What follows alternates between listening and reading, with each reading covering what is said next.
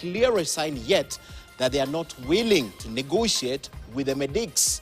Just yesterday, Health Cabinet Secretary Susan Nakumicha seemed to have extended the olive branch to the medics, asking them to return to the negotiations table, suspend the civil disobedience, and give hope to the very hope-deficient patients. A few days before then, the head of public service, Felix Kosgei, had told off the medics, holding that there will be no dialogue without suspending the strike as an imperative.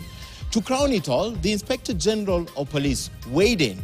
Japhet Kome told the medics that they had obstructed traffic flow on roads, claiming that doctors have been taking to the streets without notifying police officers in advance as required by the law.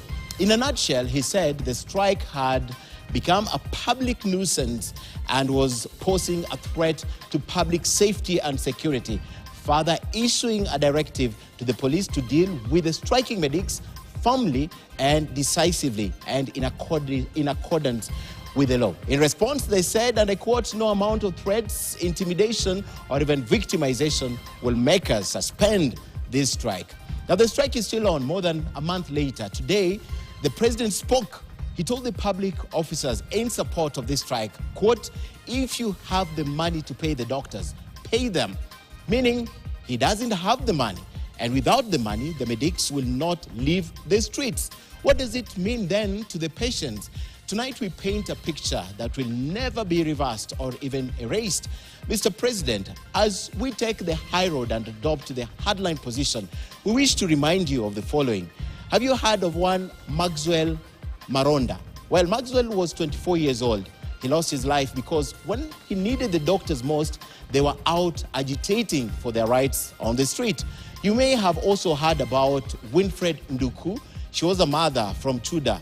She also lost her newborn after failing to get treatment from the Coast General Hospital due to the strike again.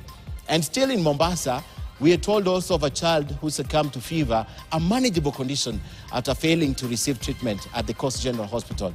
In Seme, that's in Kisumu County, a family also buried a child who never made it to the hospital because there were no doctors to treat that child.